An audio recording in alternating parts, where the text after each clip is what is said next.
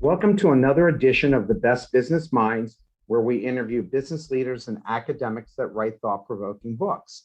I'm Marc Kramer, a serial entrepreneur who consults with family businesses and entrepreneurs. Today's guest is Ray Wang, author of Everybody Wants to Rule the World. I love that title, by the way. That's a great title. Hey, thanks a lot. Thanks for having me. And we're waiting for Kurt Smith from Tears for Fears to come by one day and do like a cameo. So, So please tell us a little bit about your background and why you wrote this book. so we've been in this digital space for a while. I started Constellation Research in 2010. Our job was to look at this thing called digital transformation before it was even called digital transformation, and nobody cared. For 5 years, people were like, "What the heck was going on?" But we put out a book in 2015 for Harvard Business Press called "Disrupting Digital Business," and it was really talking about where these new digital businesses were headed, what was happening.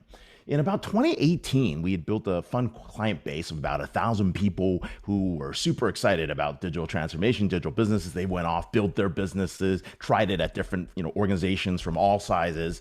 And we couldn't figure out who the winners and losers were. We were trying to figure out what were the attributes, why were people more successful. And we discovered something interesting. In 2017, the combined market cap of the FANGs and Microsoft was 2 trillion. And at even today, what was interesting by this point in 2021, that combined market cap, even with the market slump, is somewhere close to 10 trillion. Never before in the history of capitalism or companies or organizations at this size and scale have companies quintupled. That's crazy. So what were they doing that was so different? And that's actually what was the genesis of this book. Then the pandemic hit and everyone's like, "Oh, I got a digital channel." And you're like, "So who cares? That's not digital." "Oh, but I got a digital business model." We're like, "So who cares? That's not digital either." It was really the fact, could you monetize in the digital world? And so we brought all that together and we tried to understand what made the digital giants so special. How did they get there? And then this became the rallying cry of how do we get here? How do we build these things? How do we partner with digital giants? And what would the rise and fall look like? And then, of course, how would you regulate it? And so that's really what it is. My background, I've been in tech as an analyst for quite some time, probably for the last 20 years, but I've had roles of software development. I was the marketing chief of a web analytics startup that didn't go public, enterprise architecture roles, strategy, product. But I actually started out as a natural sciences public health major at Johns Hopkins. So, And you clearly lack any kind of energy. I'm worried that you keeping the audience up during this next hour, that's for sure.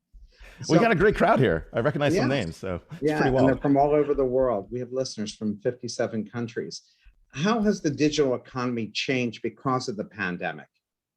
Yeah, I think one of the most interesting things were all the things, all the projects that we put off because everything was going great just went away, right? I mean, it's one thing to get your orders by fax and have someone come by the store pick things up, and then you can't do that anymore. And we saw some crazy things. Like I'll give you an example: small businesses and restaurants who couldn't do delivery, right? Suddenly had like delivery. They had like these services from DoorDash to Uber Eats to Grab and Gojek and anyone else like around the world.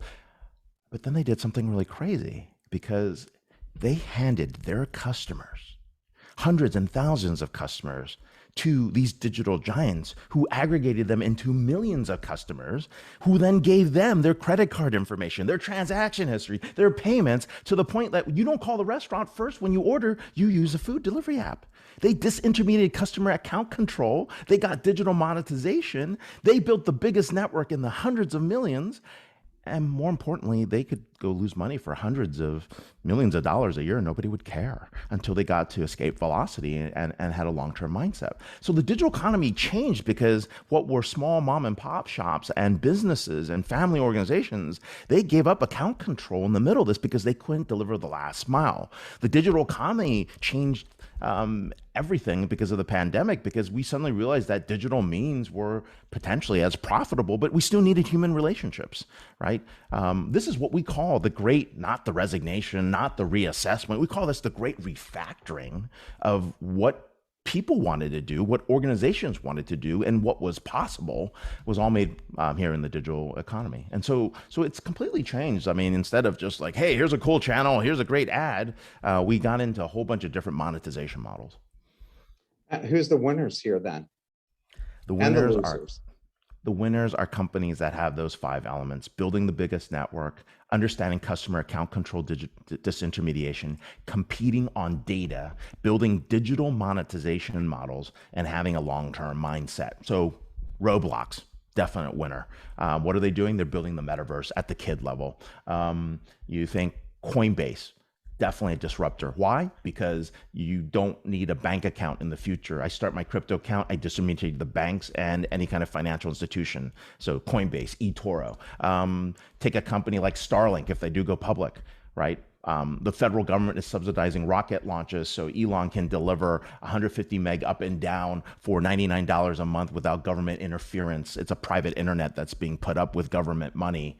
Elon's the master of taking government subsidies and saying that was stupid. Oh wait, let's go make shitloads of money on this thing. I mean, it's amazing, right? I mean, he does a great job of this everywhere. But that's the kind of winners, right? They're disintermediate relationships like Airbnb, DoorDash, right? We've seen those already come out. They're doing that. So we like those models where people have that long-term mindset where people are like, oh my God, how's Amazon making any money, right? They're gonna fail. No, it's a different game. It's about membership models. It's not about e-commerce. It's not about selling books. It's about what can you do across those models. So that's funny. You mentioned the subscriptions. Do you see the subscription model changing, or is it going to stay the same? Or if you thought it should change, what should they do in terms of changing it? Let's not consider the subscription models and subscription economies. Let's just say in the digital world, you monetize six ways. Ads, if you go ad route, that means you are never going to have privacy. Search, which is actually very, very useful because you're looking for intent. Goods and services, we get that. But memberships and subscriptions also play a role, right? And those six are really the only ways you monetize in the digital world. I mean, you have Google, for example, $135 billion in ad revenues last year. I mean, that's just crazy. They're the dominant player in search. Facebook has 70 billion in ads last year, and that's the dominant or monopoly in social. And the number three player, if you look 5 years ago, was like Microsoft with $1 billion in ads. And I was like, oh, that's kind of cute. That's cute. I mean, it's really just cute. You know who the number three player is right now? Amazon. Mm-hmm. Dominant player in commerce, had 14.1 billion last year. It's about 28 billion 12-month trending basis. They are catching up to Facebook and Google. Three monopolies, three different business models, all in the same monetization model for ads, right? That's how the digital world works, right? So it looks like they're monopolies, but no, they're actually in different business models, but they have the same monetization model, which blows people's minds. I'm wondering, what role will metaverse play in the digital economy? Because I'm pretty shocked, I think, like a lot of people are. And even I hosted a group of Lehigh MBA students that they were surprised that somebody would spend $4 million for air, like for something that doesn't exist.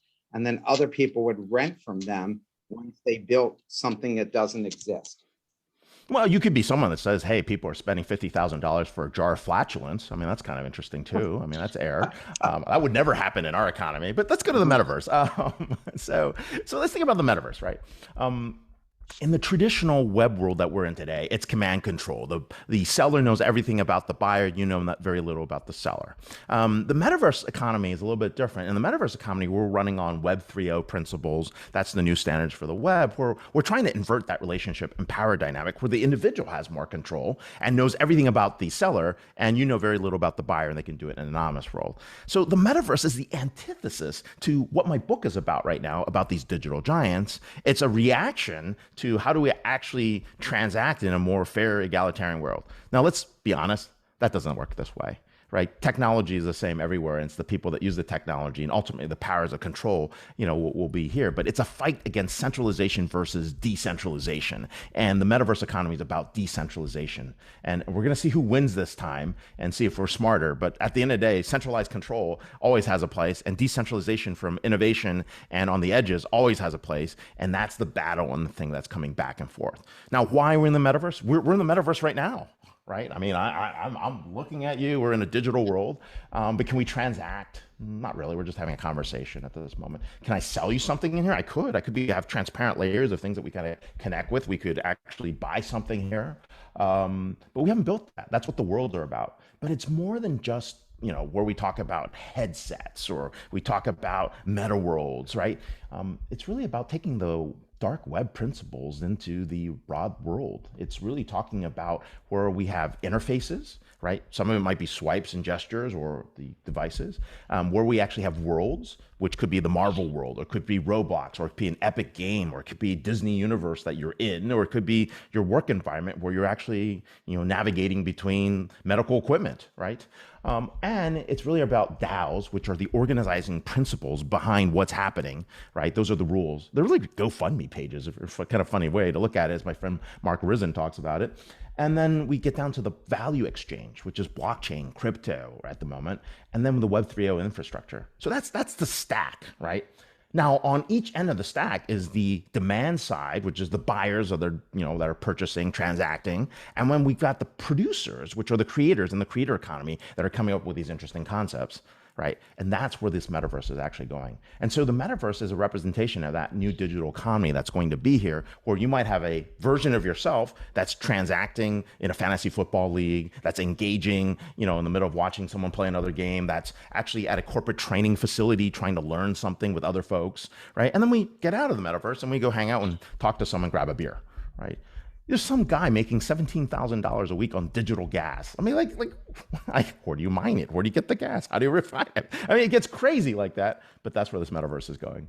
Yeah, I think that, Kim Kardashian decides to set up her own condo building with 1,000 units and selling them for 50,000 a piece, and she'll say hi to you every day or interact with you.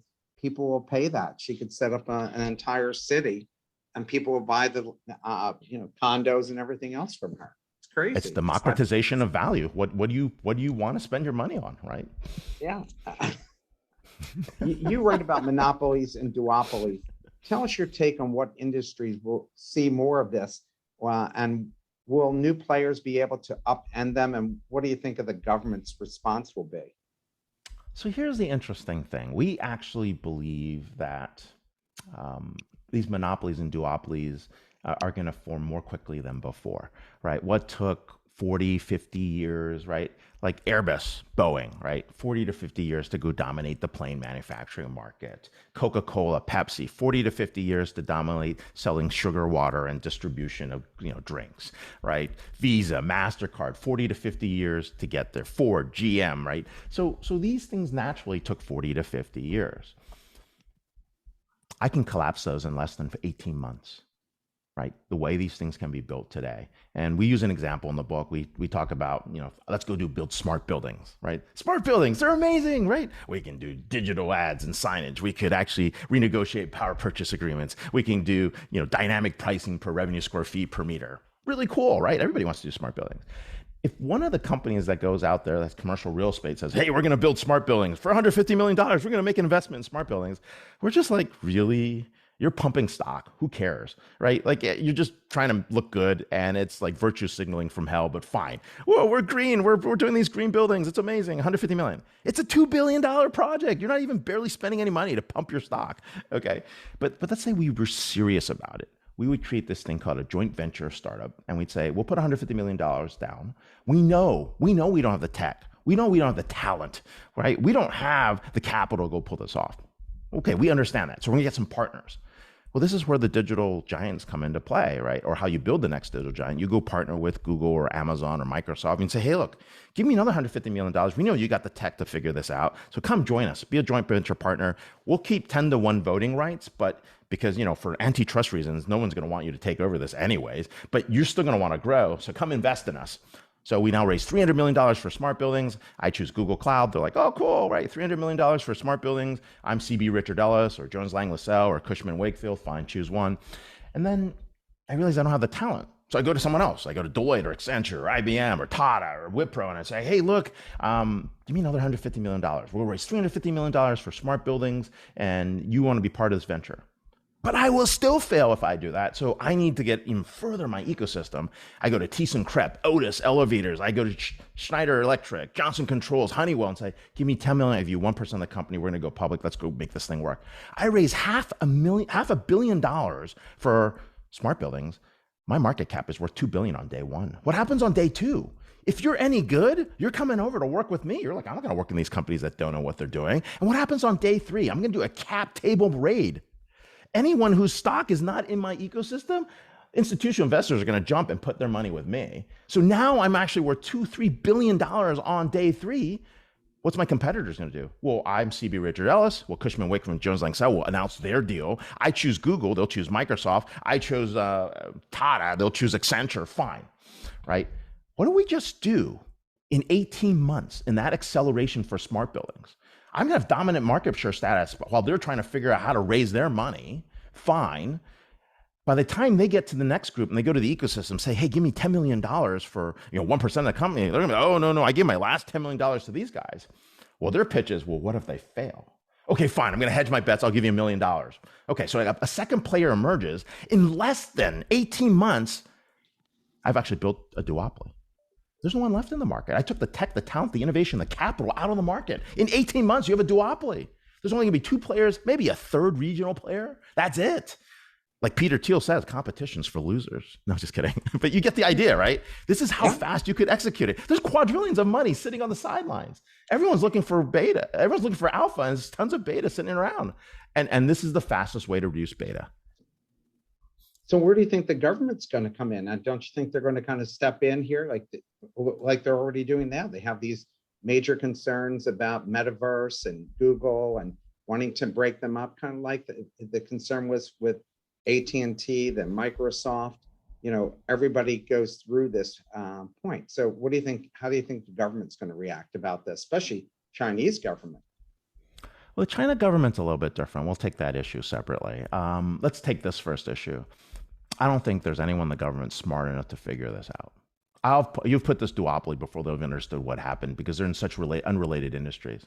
The second piece is, there should be something done to regulate digital giants. I'm a free market capitalist, okay? I'm unabashedly a free market capitalist, but the rules have to work for everyone in order for it to work, right? It's got to be transparent. People have to feel like they have an equal opportunity to get there, and you've got to make sure that the rules are there so that there's actually fair competition. But these things are designed for 10x advantage.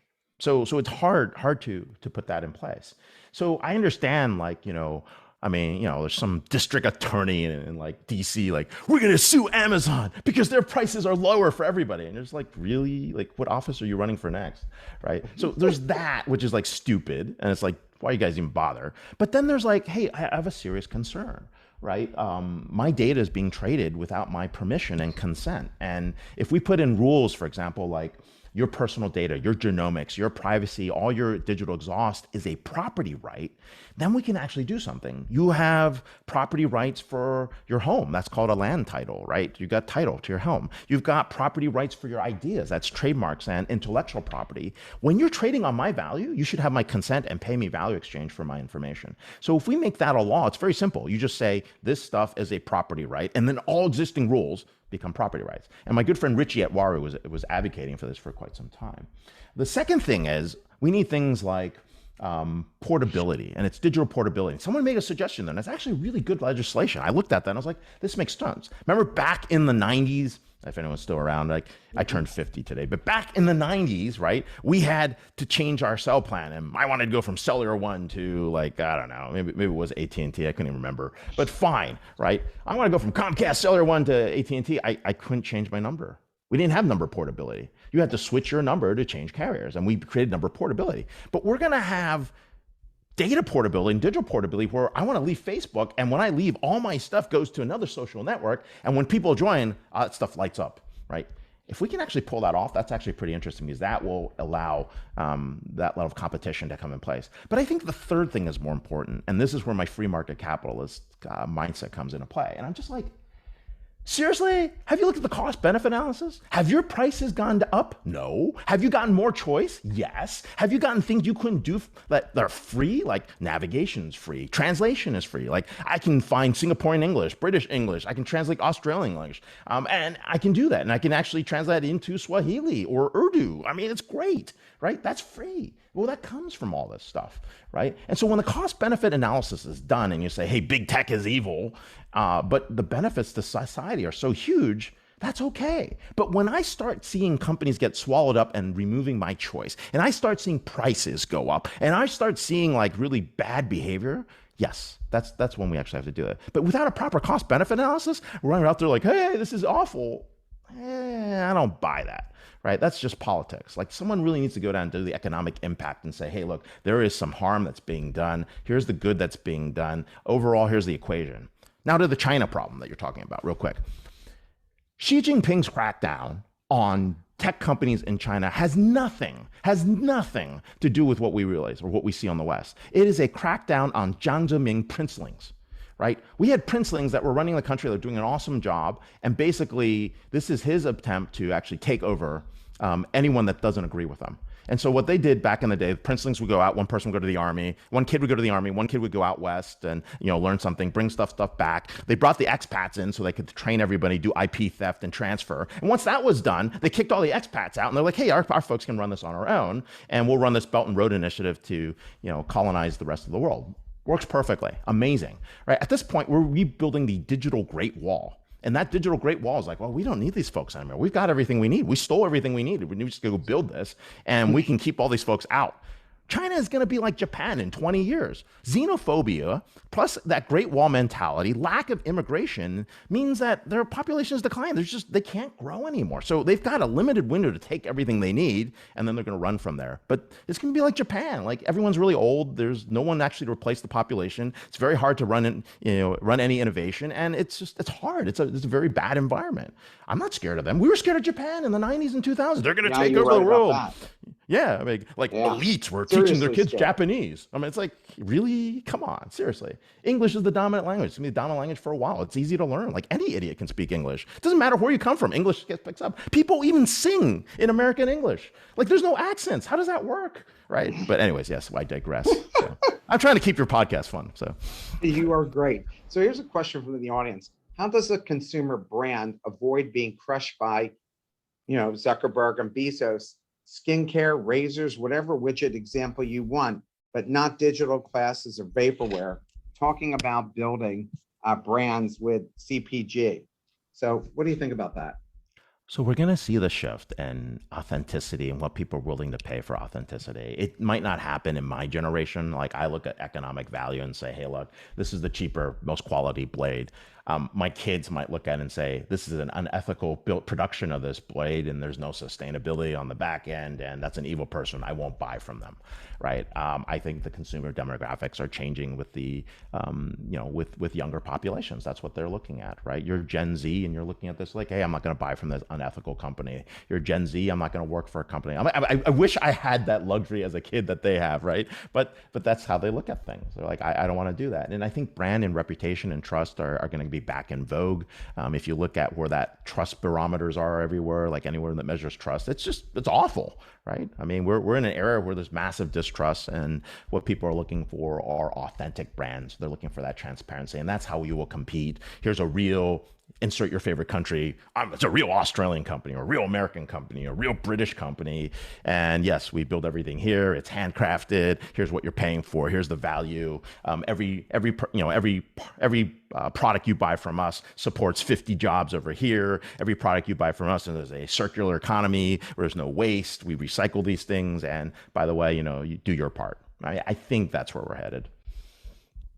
Yeah, I think you're right about that. In the book, can you explain the concept of value chains and what changes are we going to see in that area?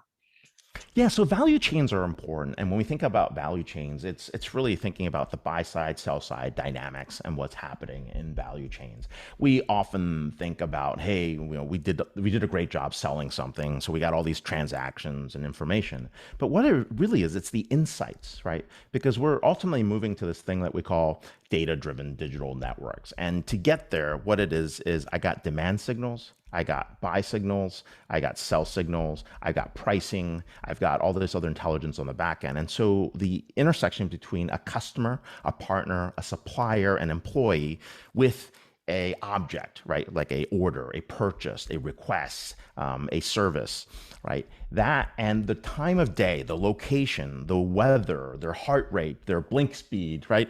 That context is what we're ultimately building. We're building a business graph, and these business graphs allow artificial intelligence to come into play to predict what might happen next and predict the future. And so the value chains that we traditionally look at is, oh, they bought this over here, this is a transaction, but that's not what I'm interested in. What I'm actually interested in is intent signals.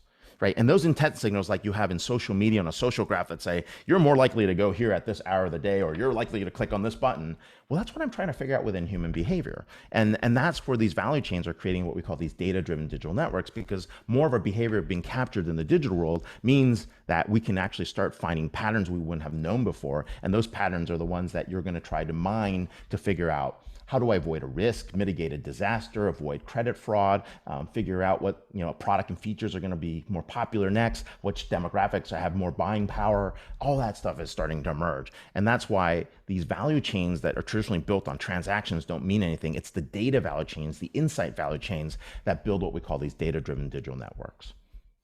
So, and you touched a little bit on this, what I'm going to ask you next. In the beginning, the promise of the internet was that they would eventually, you'd only see ads you were truly interested in. You were getting flooded with, flyers and coupons and everything else that you just didn't care about. And so the beauty of the internet was they would get to know you and only send you what you are truly interested in. Now people complain about Metaverse, Google, and others have too much information. What's your take on this? And is this a real concern? I am very worried about that. That's why I think your personal data should be a property right. That is almost important, because they're trading on your data, and like people say, if the product's free, you're the product, and those are very true statements. But I think we also overemphasize how much power they have with that data. They haven't gotten to the point where they can do amazing things with that data. They have enough to actually monetize your behavior, and that's why it's really important. There's a guy named BJ Fogg at Stanford, really big brain, awesome individual. He started looking at persuasive technologies, tiny habits, understanding like what got people to do things, right? And how you can incentivize people. And a lot of this work was used early on to get people to spend more time on a product, or, spend more time on, on an app. And eventually it became about consensual technologies, where how do you actually get people's permission to spend on that time? How do you build that in? And it's eventually evolved to this concept called mindful technologies. I see that's kind of where the future is headed, where systems are in place to make sure that the technologies are in your use and in your benefit. But today, yes, it's designed mostly for the seller, or the person that's serving up an ad. But I think we're going to see other types of technologies combat that to Facebook and Google, and that's really where that medium is actually going to occur, where other people build those types of technologies in their design and in how products are actually being developed. So you will actually only see ads for products that you not only truly care about, but are beneficial to you. And I think that's going to be the change, right? It has to be beneficial to you. I've actually got no complaints. And by the way, for years, if you were in the phone book and could not get out of the phone book unless you paid to get out. Like, you didn't say to anybody, and there was more information than you can get now. I mean, everybody says it's easy to get your address, but really not so easy to get your address. There's really ways to block all that. And when cable TV came in, they came into my neighborhood and they didn't say to my dad, "Hey, we want to pay you for the rights to come through your yard." The government just said, "Hey, you can lay all the cable you want, and then we still have to pay for that cable." And then cable changed, where it said it'll never be any ads, and now there are ads on cable TV. And now nobody can get free TV, or almost not free, right? But still, it's still relatively inexpensive compared to all the things that you're getting. Hey, I grew up on Service Electric, the first cable company in the country. So yeah. So why didn't GE, Macy's, and other significant brand names, especially media properties like Sports Illustrated, Time, with massive resources, fail to capitalize on their enormous leads in customer recognition, supplier cost advantage, even political muscle? What happened there? You mentioned this in the book. Look, they were doing too well, right? They were just doing too well to do that. Take a GE, right? GE's challenge was a little bit different. Like, they got it right with GE Power, and then as they tried to roll out GE Digital across the different areas, it was a disaster, right? Because the priorities really should have been about how do we actually create digital twins, digital models, how do we actually create that? But they wasted time trying to build data centers. They wasted time on things that really weren't important, and they kind of lost track of what was needed to actually be successful. Macy's is a different story. I mean, retailers all didn't understand understand that omni-channel commerce was never going to be successful. There were really two different business models. As a good friend of mine says, he likes to be anonymous, so I won't list his name. There have been only a few companies that have ever figured out how to make money on digital. Like all these digital channels are like digital growth is 50%, but like year over year sales are down 70. Like great job, guys. I mean, that's what's going on. And you're just like, great job. Oh, you won on digital and cannibalized the rest of your sales. Good job. You know, it's like, and that's kind of the weird game that's going on. And only a few of those folks have figured it out. Like Fingerhut, Macy's.com at the time, they figured it out. This company called B2W in Brazil, they figured it out. Anheuser-Busch figured out how to deliver beer like digitally during the pandemic. I mean, it's pretty wild, right? Like some people get it. And then the problem is, the parent company is like, oh, this is wonderful. This is amazing. And they take back over control and it doesn't work. Right. And there's a special way to do it. And only a few people in the world, there's maybe like 5 people in the world that know how to pull this off. So you mentioned that only 1% of capital is going to R&D and the rest is going to stock buybacks and dividends, essentially serving the big money managers. What do you advertise or think companies should do? What do you advise, or what do you think companies should do in terms of reallocating money? Let me get some context around this question you're asking, just so that it makes sense. And I know exactly what you're asking, but here's why I'm going to set it up this way. So when we looked at companies and we looked at stock performance, it just burned in my mind Clay Christensen's presentation on how little was going back to innovation, right? It was going to stock buybacks, dividends, and mergers and acquisitions. And then we looked even deeper and realized, there's some number between 39% and 43% of publicly traded companies are held by the same 20 companies, right? And we looked at it and we said, look, if we're doing a risk analysis on a portfolio, it's like, oh, God, what do we do? Like, we've got our eggs in one basket. So it turns out like shareholders are basically saying, hey, you're doing a great job. Keep printing the cash, but we don't trust you to build innovation. So we're going to strip you of that cash through stock buybacks, dividends, and of course, mergers and acquisitions. And it happens, right? Great companies are getting their asses kicked because their money's being stripped out of them. And they're like, we want you to grow, but you need to cut costs. And it's like, seriously, dude, like that's not going to work. Okay, so that's what's been going on, right? And here's the other thing. Since there's so much money being printed, and even now, even more since the book was actually put out on the market, there's quadrillions of capital sitting out there. If you're not getting 15% return, you're going backwards. That's the problem, right? So my threshold, my hurdle rate's 15%. So you're not growing at 30%. I'm not trusting you to actually doing any innovation on your cash. And you know what I'm going to do? I'm going to take your cash. I'm going to fund a startup to beat the crap out of you. And that's what's going on. So your money is being used to create startups to beat the crap out of you until you actually perform and drive yourself into the ground and there's no more blood out of that rock. That's exactly the worst possible scenario, but that's what's going on. And therefore, we have tons of money. Now, let's think about where the money should be going. It should be going to R&D, it should be going to innovation, it should be going to future product roadmap, it should be going to business development, expansion of the network, right? It's not going there because they don't trust these folks to go do it. They trust the startups. No offense to younger folks, I think people can pull it off, but you're basically saying someone with 40 years of experience is going to be outgunned by someone with 20 years experience and a long-term roadmap so they can lose hundreds of millions of dollars until they get to a point where they can be successful. That's really what it is. And it works, right? Like 1 out of 100 of these work. And everyone's like, hey, this is amazing. Look at the startup. And they do kick butt, right? And so someone's like, okay, fine. We like this model. We'll put more money here. And if we think about the history of money, right? Greenspan figured out in the 80s that we can print tons of money if we can turn open, empty space into value. So real estate and property went on fire, right? Let's go hide our printed money and property. We'll print all this money and people will come buy homes and property in the US because they need to get their money out of their country. Okay, that's what happened in the 80s. In the 90s, we're like, hey, we got this thing called startups. Put your money in the internet and our startups, we can print tons of money again and you can go do that. And then in the 2000s, we did that again with, interesting credit swap derivatives and all interesting ways to actually collateralize assets in the real estate space. And then we did it again in the 2010s, right? We did that with startups again, right? But now we have crypto, so we can print more money and just stock that into crypto and all these other assets. It's amazing. We can keep printing money, and that's what's awesome about being a country with reserve assets and the reserve currency of the world. It's all, so that's the game we're playing. So this is the challenge we have: is how do we actually return 30%, 40%, even 100% on these bets? And people are taking riskier and riskier bets, and that's why it's such a speculative, frothy environment right now. Oh yeah, for sure. When you Not the see question you're Bitcoin. asking, but this is where we're going. So No, no, yeah, no, you hit it. What role will AI play going forward, and can AI help smaller players wedge their way into opportunities and compete against the big guys?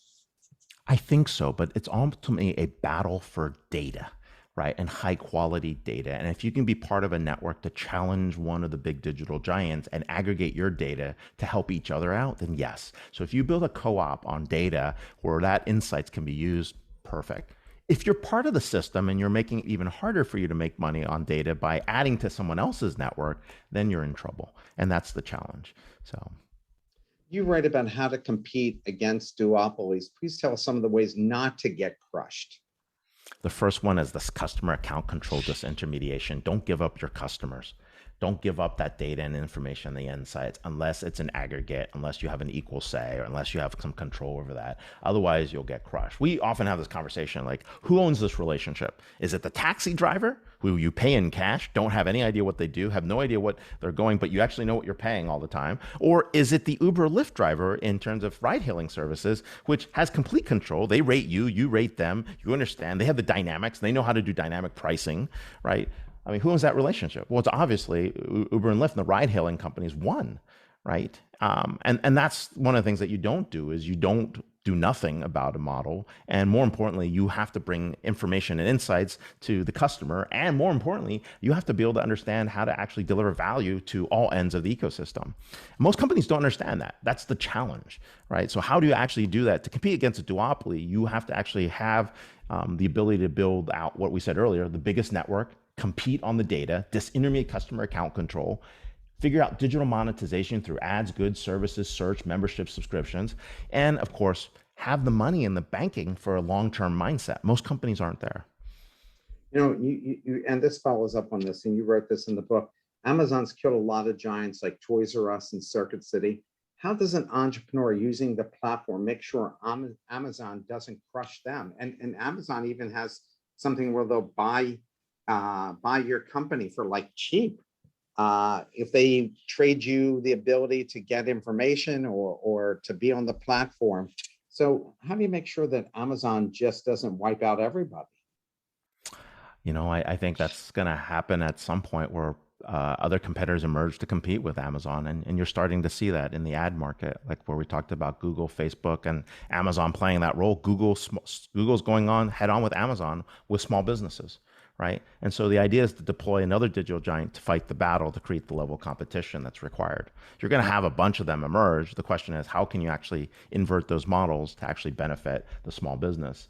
And then the other half is there's going to be some regulation that's required. You're going to see, right, at some point that, Google, for example, won't be able to get into, financial services. Amazon won't be able to get into really in healthcare, right? Facebook won't be able to get into banking, right? It's designed that way, right? And that's why I say there's opportunities for folks to build these joint ventures to then compete at the same scale, right? Because they're willing to fund you to be on their platform so that you have a shot to actually compete. You're not competing head on with them, but you're competing with the other digital giant. And you're going to see those types of alliances and joint venture startups be created. What kind of expertise and skills are companies going to need to develop and hire to compete in the future? This is actually a really good question, right? So everyone's talking about great resignation, great reassessment. And I'm just like, it's actually a great refactoring. And what we're actually seeing is the next set of acquisitions in the 12 to 18 months is going to be for talent.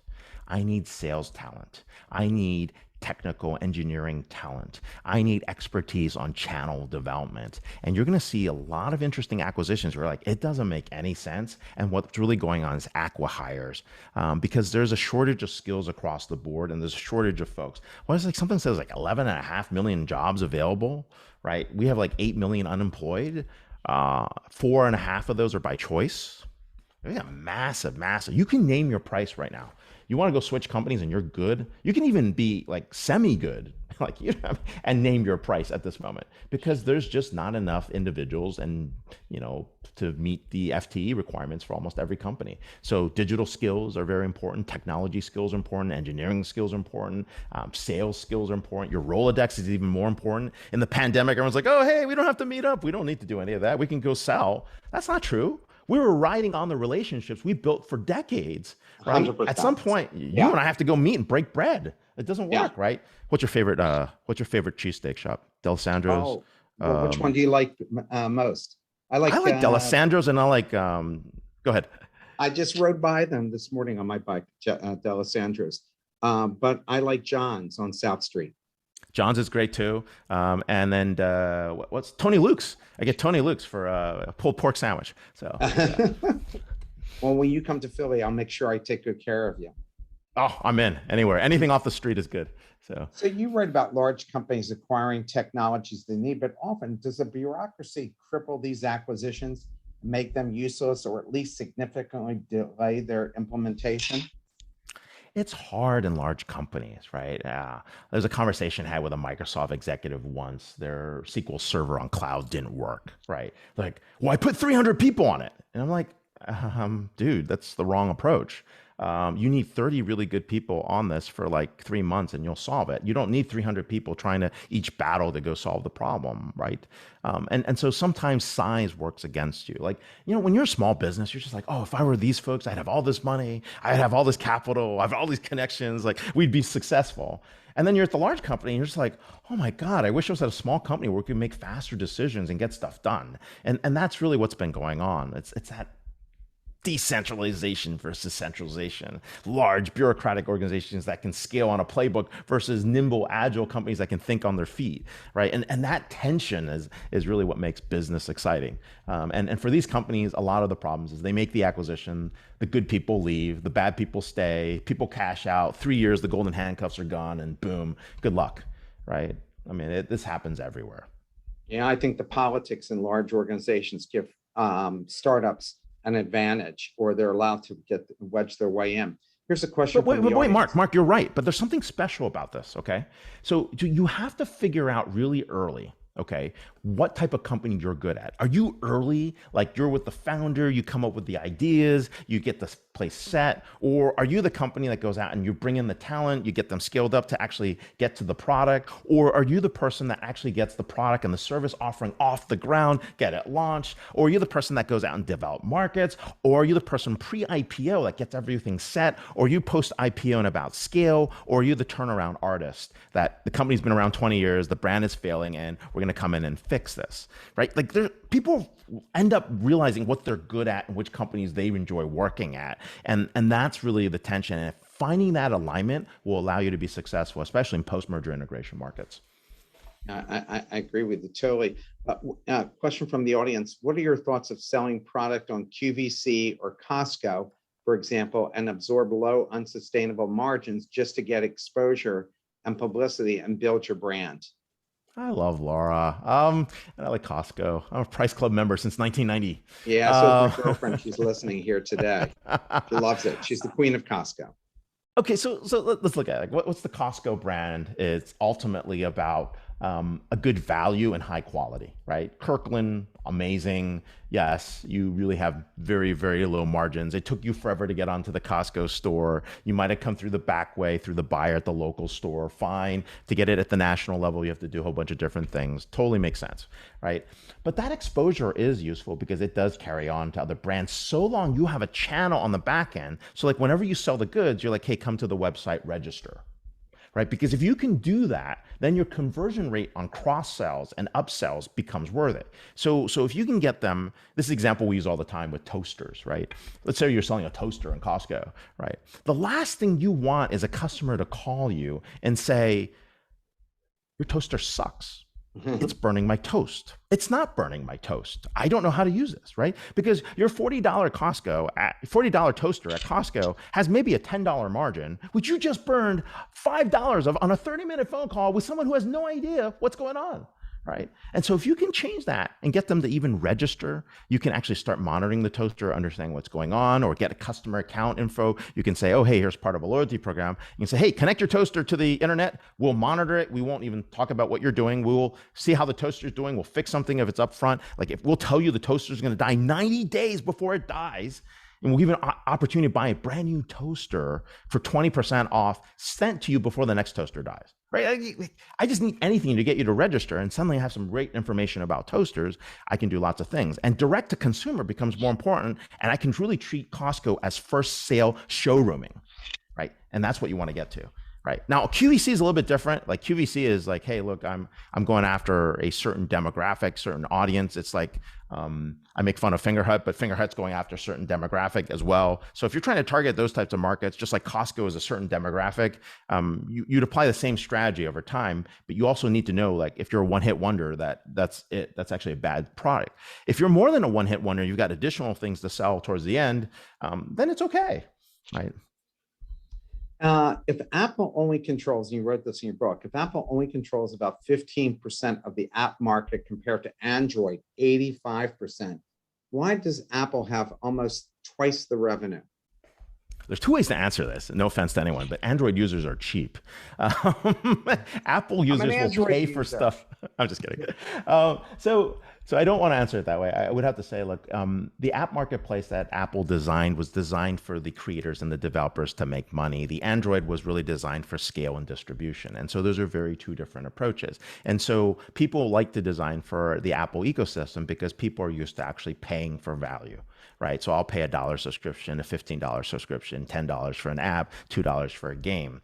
And so because Apple is not driven by the ad supported model, it has to make subscriptions work. It has to get people to pay to use things. Whereas in the Android model, it's really about getting ads onto your apps or ads in there. That's where you actually get the revenue streams. And so you have to quickly determine, like, which I said earlier on this show, are you an ad-supported model or not? Because if you're an ad-supported model, then your roads are very different than if you are a non-ad-supported model, which forces you the discipline on digital monetization of creating a subscription behavior, a membership behavior, willing to pay for goods and services, willing to go from freemium to premium models. That's why they're very, very different models. And developers would rather build on the Apple ecosystem because they actually get paid.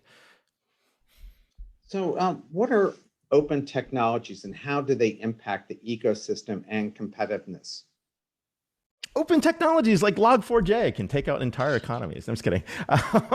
So the security breach on Log4j is because we have an open technology that does log files for Java. But okay, the idea of open technologies was really so that people could actually put something out there, test it, share it, take advantage of it, build support, build a community on it to get faster adoption. Large companies who realize that instead of having their corporate R&D people spend 5 years on something, these development projects could take like 15 months instead of 5 years, right? And they could contribute their best people, and then they could share that code, and they would build derivatives off of it so that, innovation and technology could be shared more freely, and people could also find ways to monetize against those open technologies, and the community would be there to go check for things. Normally it works, right? We have this very weird situation at this moment where Log4j is a security breach that every company is trying to figure out how to patch at this moment because no one caught that, or everyone who caught that was in on the know and hacking, right? I mean, I don't know what the answer is. I think people just missed it, right? Or people just didn't realize that was happening. But these open technologies allow democratization of the use of the technology so other folks can get to it and you can build on it very quickly. The traditional model is an IP-driven model where I created something, you have to pay me royalties. If you want to use it, you have to, ask me to have rights to the patent or license it from me and do that kind of stuff. And that works too, right? That's how you monetize on things. But certain things, like if we were to patent the wheel, would be stupid, right? So that's, it's considered the wheel in open technology for this example, and everybody builds on it and builds other things like cars, or they build other things like centrifuges, or they build other things like, Ferris wheels, right? Fine, right? That's the idea.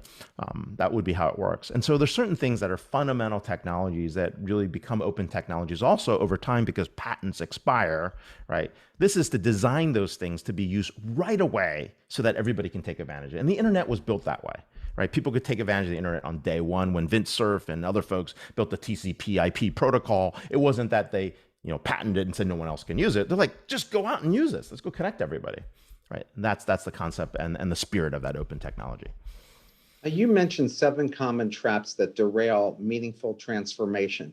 What are 2 or 3 of the most important ones, unless you think you want to give us all 7 of them? I think the hardest one, let's just start with this, is like the belief that you can actually extend your brand to something else, Like, I don't know, this is one with the Cheetos cologne or something. Like, seriously? I mean, that's not gonna work, right? I mean, people have brand extensions that just don't make sense, right? And that's what I think. You think your brand is bigger than who you are sometimes gets in the way. And that's the number one. The number two one is BlackBerry, and that's just sheer arrogance. Everyone told Michael that, yeah, this Apple iPhone thing is more than a toy, right? But BlackBerry, we're super secure. Like, we don't have to worry about this. We're the market leader, right? We do all this stuff. They got their butts kicked, right? Oh Because they yeah. really didn't listen to. Okay, you know what? Let's put it this way. They really listened to their customers, but their customers didn't know what they wanted next, right? They did a really good job of listening to their customers. And then when outside folks, analysts, pundits, writers said, you're missing something, they did not appreciate that outside input. In fact, they were vehemently angry at anyone that would criticize them. Now, let's be honest, like, I can text and drive on a BlackBerry because it's amazing. I got a keyboard. I can't do that on an iPhone or any kind of touch device like a Samsung Galaxy, right? So it was looking like a toy. But the point being is the consumerization of IT to the business world happened much more quickly than anybody would have expected. And they totally didn't understand that. And by the time they got it, it was way too late, right? And so that's hubris. That's massive hubris. But it happens to everybody. What they were doing was going on so well. How would you know it would fail? Hey Ray, Right. tell me So about the story about Harley Davidson and the perfume, because I got to understand that one. I didn't make any I sense. don't understand that one. So that's why I brought it up. I'm Yeah. like, why would Harley Davidson perfume be a hot hit? Right. Like I really don't know, but you can find it on eBay for $100 for legendary Harley Davidson perfume. I got to believe somebody, I taught at Wharton for 10 years. I got to believe somebody at Wharton said, think about the image that Harley Davidson has. And if we go, we can probably have a brand extension. And if Yeah, you but go but create no, hold on. perfume, people want to have that. No, but listen to the description of the Harley Davidson perfume. Top notes are mint and bergamot. Middle notes are cypress and cedar. It's the wrong demo. I, it, I'm like, it didn't make any it's sense to me when I'm totally reading. the wrong demo. Top notes should be like, something a little bit more like masculine here. So, not So, bougie. That was bougie, not even masculine here. So, yeah, I'm with you. Can you please talk about all the mistakes Facebook has made, when it was called Facebook, has made with their brand, and will changing their name and focus on metaverse help them? Again, lots of smart people, involved in these decisions aren't taken without a lot of research and discussion. all right. This is a conversation we'll have over beers. I'll give you the sanitized PG version because I really want to live and don't want to get assassinated on the streets of Silicon Valley. Let's just put it this way. They made a ton of mistakes. And the first mistake is the first understanding that privacy is not dead. Just because privacy is dead is the wrong operating principle. The second mistake is there's certain individuals in charge that really have no moral compass. And I'm not saying Mark has no moral compass. Mark is actually a relativist guy. Like, if someone were to present that to him, he'd say, okay, that's kind of interesting. There are people in the next level of command that have no moral compass. In fact, an evil moral compass. So at this point, if you do branding studies, Facebook is evil. Right? Facebook is just evil. It's a bad name. So you have to change it to the meta or something in the metaverse. The problem is there's nobody working on metaverse at Facebook. There's like 28 people in an outsourced consulting firm in New York City that's working on the metaverse. Oh, I was thinking it was thousands. There's no one really working on the metaverse over there. They might be talking about it, but let's be honest. It's like an outsourced consulting firm. Now, that'll probably get me in trouble, and people will be like, oh, how do you know that? Right? But that's fine. So they may say there's thousands of people working on it. We know what the truth is. But that's not it. That's not the problem. They have to get into that universe in order to play, because that is the future. That's just like people are like, hey, Outlook is dead because everyone went to Google and Gmail. Well, that's true, but hey, nobody cares about Google and Gmail because they're moving to something else. And when you go down to like networks, like, oh, look, everybody's on Teams and Zoom, and they're not on WebEx, and they're not on this other thing called Blue Jeans. Fine, all the cool kids are on Discord and Twitch. Right. So that evolution will happen. And the only people on Facebook at the moment are like middle-aged people like me, maybe. I don't even have an account. I have a demo account. Right. But the kids aren't even on Facebook anymore. Right. So where are the kids? They're on Insta. Okay. So they bought Insta. That made sense. Where are they next? They're going to be in the metaverse. They'll be in Roblox. They'll be in all these gaming environments. They'll be in TikTok. They'll be in everywhere else. And so they have to get ahead of it. So as a shareholder and investor, you would be like, guys, I'm glad you're ahead of it. I'm glad you're thinking about the future. Makes a ton of sense. But the problem with the brand ultimately is you have to believe privacy is a human right. Privacy is important. And for the person who's listening, and I know who he or she is, that doesn't pay attention to the fact that privacy is important, it's not lip service, right? If you don't believe that and you're not authentic about it, you're not going to be around. And that's where we're at. So let's talk about the 5 pillars of growth. The second pillar is team. You write about hiring the best and brightest. What is your profile of the type of great companies hire? And what if you can't afford the best because companies like Google with unlimited resources just snap them all up? Is this like college football where you lure talented people from University of Alabama to University of Arizona, not with money, but opportunity to do something significant? What's your thoughts on this? I think it is. I mean, people are working for mission and purpose. People aren't working for money. It's very bizarre. I would never thought I would see this in my lifetime. I mean, we're not on the way to the Star Trek economy where people don't work for money and they pursue their best ideas. Like, I really wish that somebody would explain how that worked. Like Roddenberry would come back and tell us how they got there. But in the meantime, right?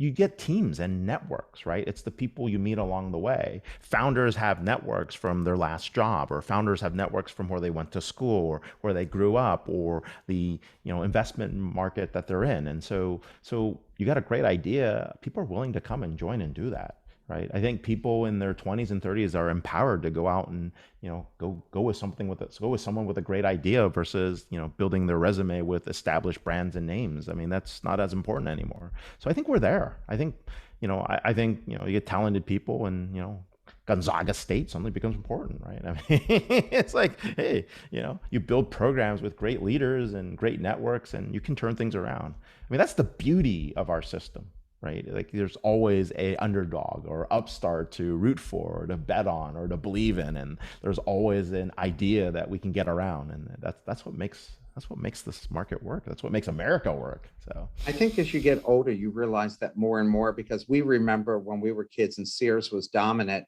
and everybody else was nobody, and now Sears is zero and doesn't almost exist. We remember when BlackBerry was all the rage in every corporation, and essentially they don't exist.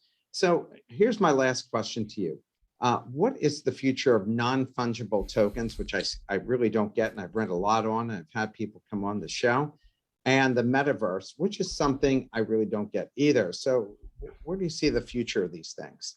So non-fungible tokens, like anything, has to have value. Let's just be honest. Like, if I sold my coin to you, you're like, who cares? Who the heck are you, right? Like, now, if like someone really famous sold their coins, then they'd be like, okay, this is kind of cool. Might have some value in the future. It's like trading cards. Let's just go to the simple example of Topps trading cards back in the day. Topps trading cards, super hot. I get the one with Babe Ruth, Pete Rose.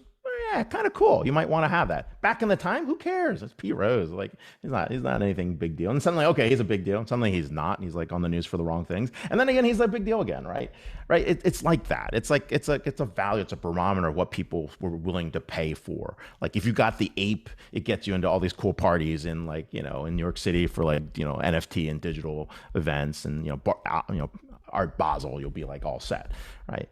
So you have to say, where's the value in the coin? But if I'm doing for fundraising, like, hey, here's like the first edition script of something, and we're going to raise money for a charity, now suddenly becomes important, right? So the story behind the NFT is important. The value and the perceived value are important. Is there any intrinsic value? No.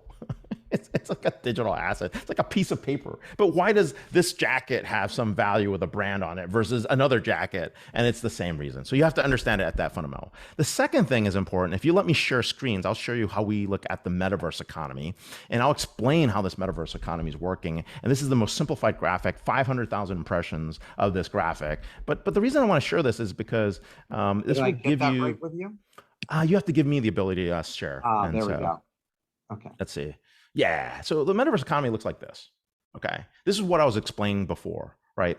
We have interfaces. Like you want to play, you want to invest in the metaverse economy. This would really be my next book, like monetizing the metaverse economy. I really should write it now because they tell you to do that. I'm probably not because I'm going to wait 5 years again and like say, darn, I should have read that book. But what's really going on here is like these interfaces. That's the headsets. That's the goggles. That's the VR, AR. People go, oh, this is really cool.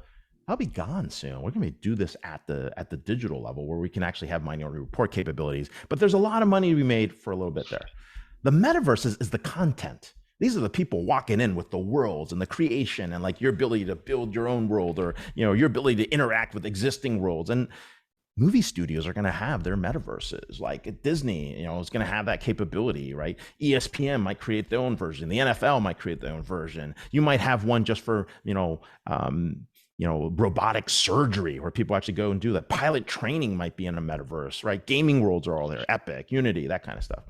Then we have DAOs, which are the operating principles. These are going to be new companies, organizations say, these are the way we operate. This is our interface. If you agree, come join our community.